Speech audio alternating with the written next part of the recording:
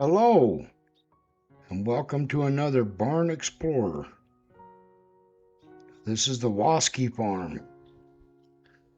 They didn't build it, but it was here when they got here, in the late 40s, early 50s. This farm has everything that an old-style farm had. Equipment shed, the milk house, the barn, the new milk house. See a root cellar there, and a chicken coop.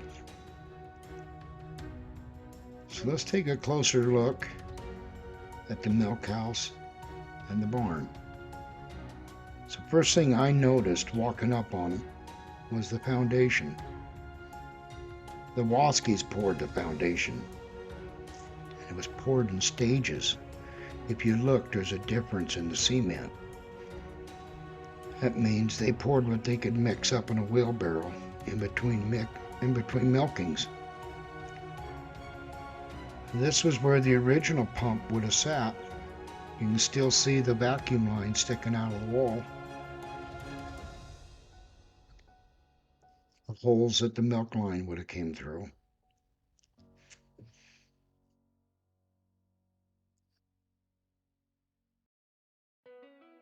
Okay. Now this milk house here started out as a canned milk house. So they would milk the cows and carry the cans in here and pour the milk into the tank. But later they put in a pipeline. There's all kinds of little treasures in here. Now this pan would have sat on top of the milk tank, and you'd put a filter in between those two plates and it would lock down. So you pour the milk in there, or the milk line would empty out into there, and it would filter the milk. So right there would have held the hose.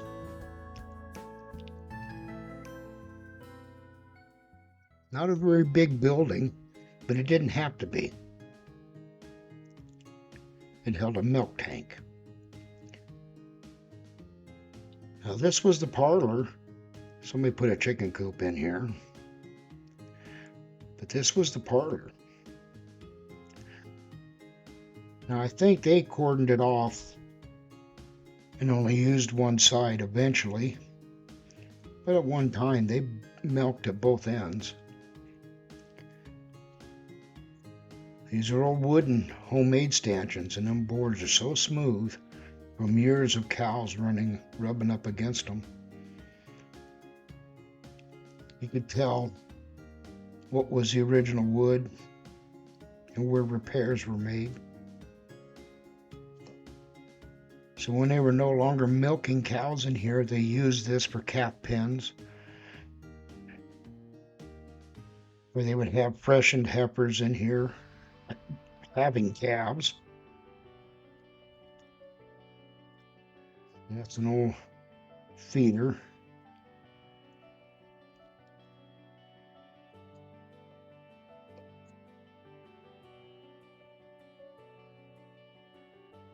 You can see the old gutter.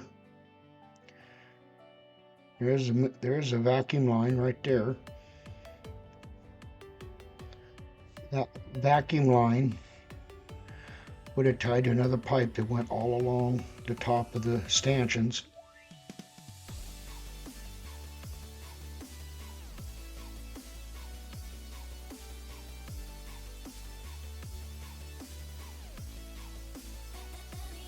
We did some work in here, put treated timbers in to help strengthen it up.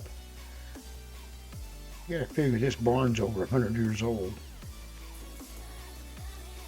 Now this is a doorway out of the new parlor. So through there would have been sick cows or cows getting ready to freshen. Cows that wanted to breed back.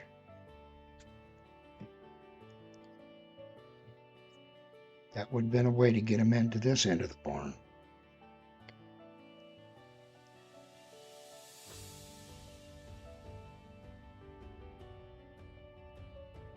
This is just a really neat old barn.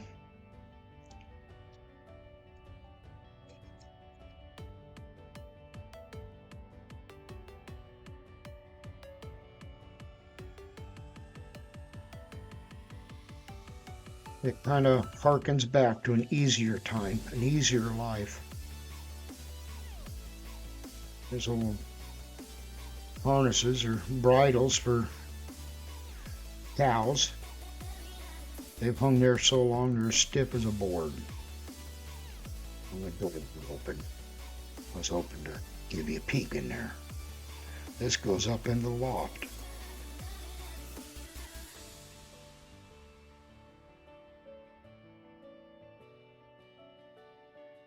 Now, this is probably for the most important piece of equipment you could have in a parlor.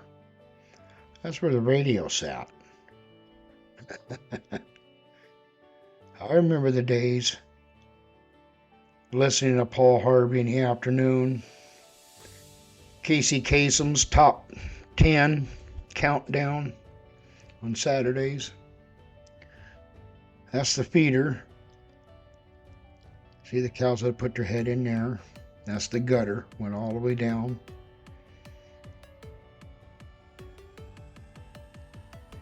Now this goes out into the loping shed. We're still inside the same barn. So I'm thinking at one time, this is what they called open space.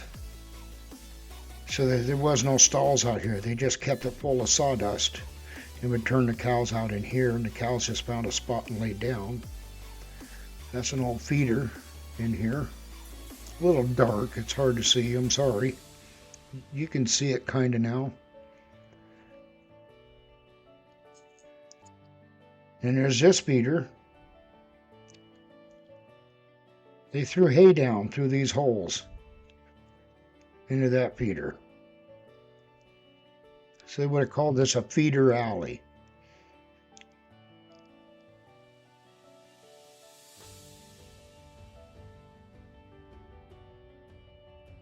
It's a big barn. You don't realize the size of it until you stand in the middle and look around.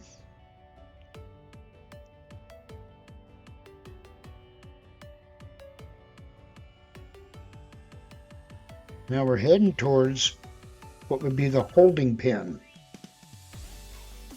So when they built the new parlor, this would have been the holding pen. The cows would get ran into this little pen here, waiting to go into milk. Notice there's no crowd bar. They didn't have those back in those days. So the milker would have to come out of the parlor and push the last couple of cows in. See, this is between the new parlor and the old barn.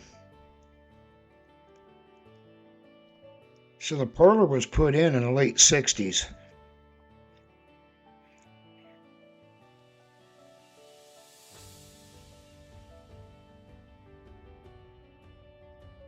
See, that was been the back gate. Cows would all line up here. That door in that corner, that's where they would go in. And this door here is where they would come out. This is a really neat parlor, and it's a good example of some of the older parlors. You gotta realize this is the infancy, the first years of when parlors started becoming famous. A lot of guys were still milking flat barn. This is one of them newfangled parlors. This one had some interesting little things about them. This one is kind of a unique parlor. A little bit of customization.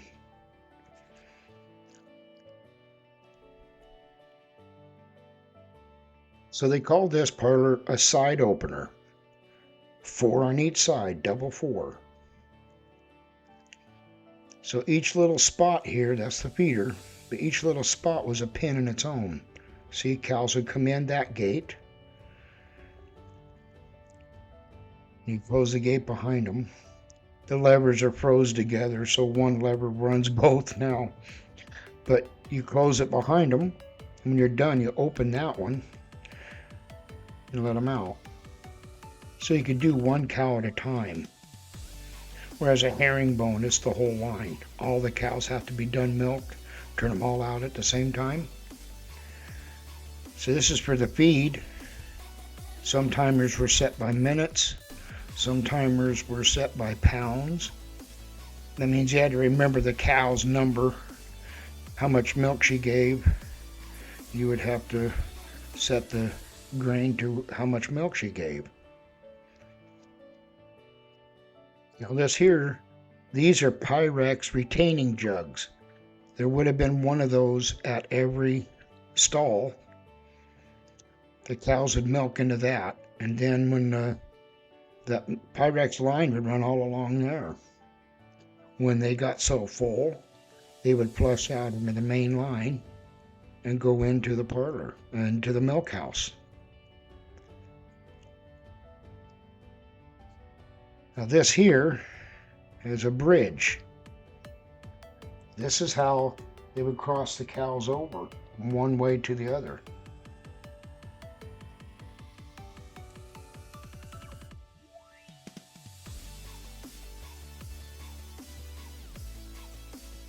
So they had it, the cows would cross over in there to come over to this other side.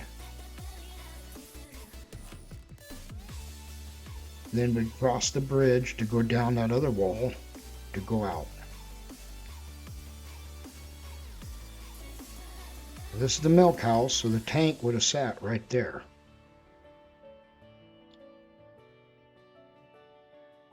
There's a wash tub. Now this thing, remember that pan I showed you that you dumped the milk through? It sat on top of the tank. Well, the filter that went in it came out of this roller. It was a roll of stuff. It was kind of a cotton type material. You'd roll out how much you needed and run that slider to cut it to length, and then lay it between the two boards or pans, and it would lock in. Oh, that's cool. A little implement seat welded to a milk can. Somebody's project. That's a little chicken coop. You buy those at the feed store now. Take them home and put them together. It's like IKEA for farms. So this would have been the pump room. So the pump would have sat right there in that corner. Oh, and they had a furnace. That was a heated parlor. That would have been nice. On the bathroom. This would have been his office. Now this is a breeding chart. I showed you some of the breeding charts in some of the other barns.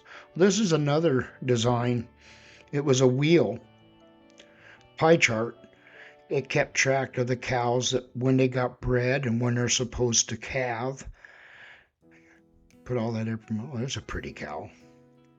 You put all that information on that.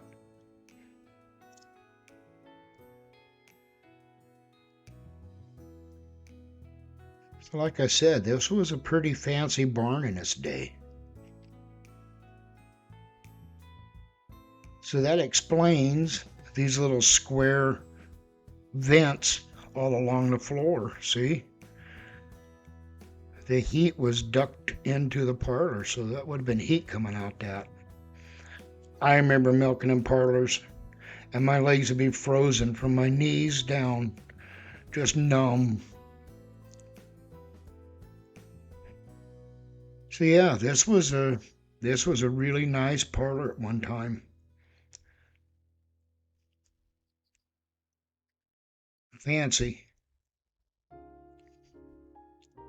Now we're in the mow, the hayloft. I don't mind saying that as a farm boy, I did some of my best work in a hay mow.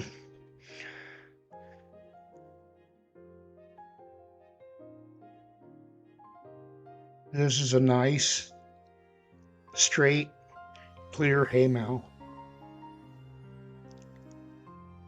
They got it sectioned off mostly for support. Well, look at there, there's the old hay trolley still up there. That would have been used for loose hay.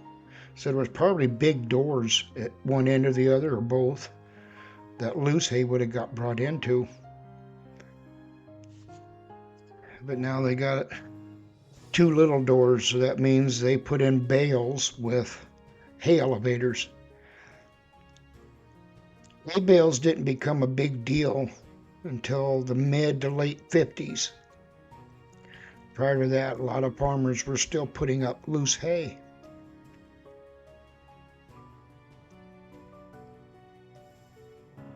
So they got all these burlap bags hanging, and I don't know what they're for. They're old grain sacks. They're saving them for something. I don't know. And they got this netting. I'm thinking the netting was to put over the doorway to keep the birds out of the loft, is what I think it is. I could be wrong. So when you look out this door, you're looking out on top of the new parlor. There you go. Now you can see it. The sun's pretty bright today, and it's about 8:30 in the morning.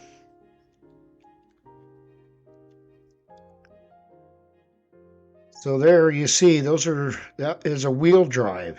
So a tractor with a wheel on it would run a belt onto one of those wheels, and the other wheel would run another belt to an implement. It was kind of a transmission type thing for the wheel drive, or belt drive. That's from the 1800s. Now they would throw hay down into that feeder, all the way down. And a door here. So they could have put hay in through that door, or they could have threw hay out that door onto a hay wagon to feed somewhere else. There's the original floor.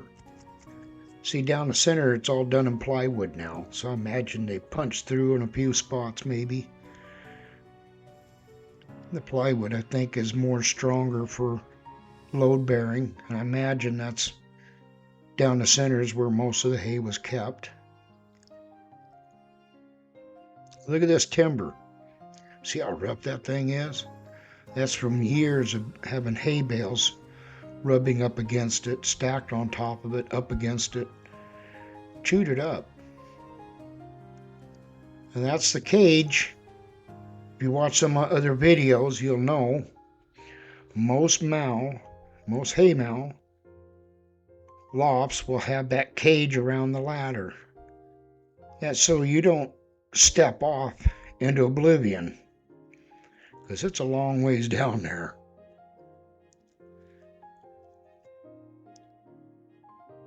I just love the colors in this barn.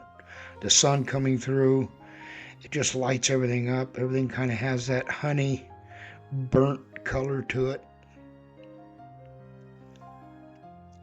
Beautiful day for a barn tour. Now, this is some place you really don't want to end up. This is out back behind the barn. This is where a lot of matters get settled. I doubt it here.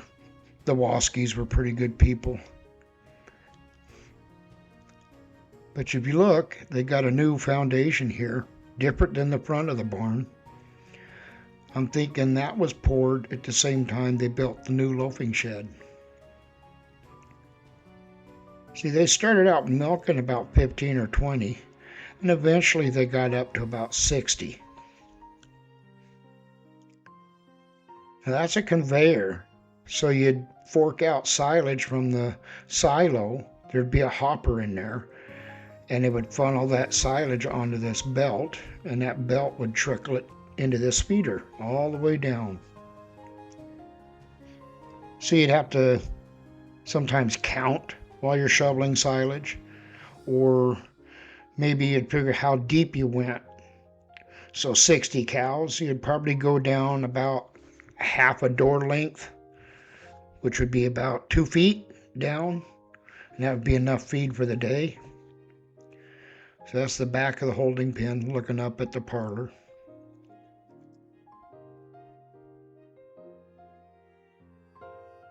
See, that's looking down that belt. So that silage would be coming right at us. The belt's dry rotted, so it's curling up, but at one time it would have been rolling silage out all the way down that feeder, all the way down. Now these are round bales, but they're not for eating. This is straw. It's for bedding. That's what they got in the old loping shed.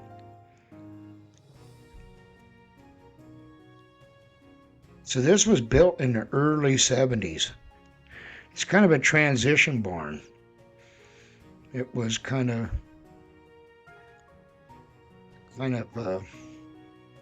a foretell of things to come. See, it had rungs. There'd be rungs bolted to that cement. So there'd be a stall right here, and there'd be a stall right there, and another stall. In between them, see those bolts sticking out? Well, that would have been rungs separating each stall.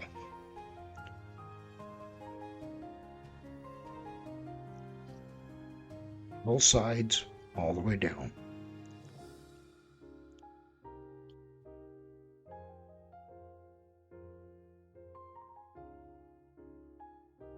Now the place is being used as a dry farm. Another farmer is leasing it for heifers. And that's who these girls are. They're timid, but they're curious. They just want to know what's going on, and they want to be petted. Now these flappers, you see they got these orange flappers in their nose? So what that is for is to keep them from nursing. So these are young heifers. My guess is they were still trying to nurse on a cow or nurse on each other because they're still babies. So they put those flappers in their nose. When they get up and try to nurse on each other or a cow, it kind of irritates them. So the one that's going to get nursed on will kick them away. It breaks them from nursing. Some never get broke. You got to leave that flapper in their nose permanently, because even full grown, they'll still try to nurse. They're all curious. They see some big old guy standing here. They just know I got sugar cubes or carrots. They all want to know what's going on. These are beautiful heifers. These are Jerseys. Oh, and that big black shadow there. Okay, the tent changed on me, but that big black shadow is why I'm not in the barn or in the pen with them petting those girls. That's a bull. You don't trust those. I don't care if you hand raised them, made pets out of them. You don't trust those bulls. They'll turn on you quicker than a snap. Give them their due, give them their respect. Now down here, this is the kind of cow I milked growing up. This is a Holstein. And I'm debating if this isn't a Canadian Holstein. See, Holsteins look the same, but American Holsteins are smaller, and Canadian Holsteins are great big tall beasts. She's a big girl. Her shoulders would hit me about in my chin, somewhere between my chin and nose. So that means she's at least 5 feet tall at the shoulders. Big girls. So again, this would have been a feeder alley.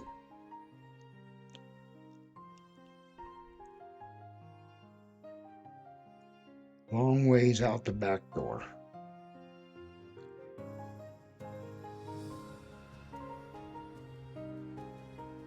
Now these are silos. This one's a little bit older than the other one. But that white tube is how they got the silage in. There'd be a blower and a tractor running the blower. When a silage wagon would come in, they would dump their silage into the blower, and the blower would shoot it up those pipes. Now, this being an old farm, some would call this a root cellar or a root shed. You'd keep your canning, stuff you canned, in there. You could keep bags of grain, things like that in there as well. Everybody knows what this is. This is a chicken coop. So at one time, whoever lived here before the Waskies was selling eggs, raising chickens for eggs. This is more than just a couple dozen chickens. This is a coop big enough for 50 to 100 chickens. And if you look at the siding, there was little doors in there at one time. So this spot was probably the run, let the chickens out. In my area, yeah, we're dairy country, but we started out chicken farming. And a lot of these little farms would have chickens and maybe milking 2 or 3 cows. But they discovered there was more money in milking cows back then than there was in raising chickens. Now I'm going to show you this. This is an orchard. There's apple and plum and pear trees in there. See, these old farms originally were self-sufficient. They raised all their own food. They'd have chickens. They might even have a hog pen. What they didn't use themselves, they would sell their extra to have a little extra money in the coffee can above the fridge, right?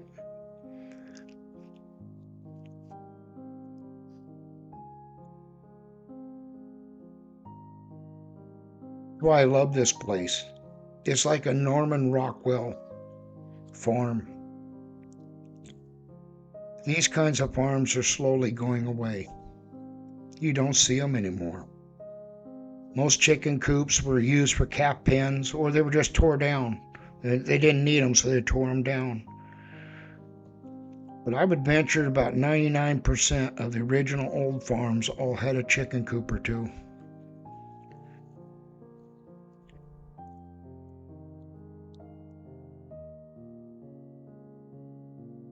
Beautiful place. So this is an outside feeder. So they would feed silage along this line. Here's the girls.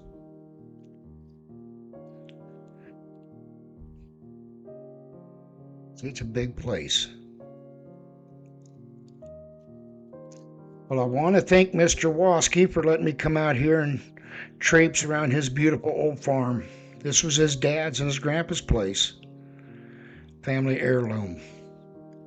Thank you for watching.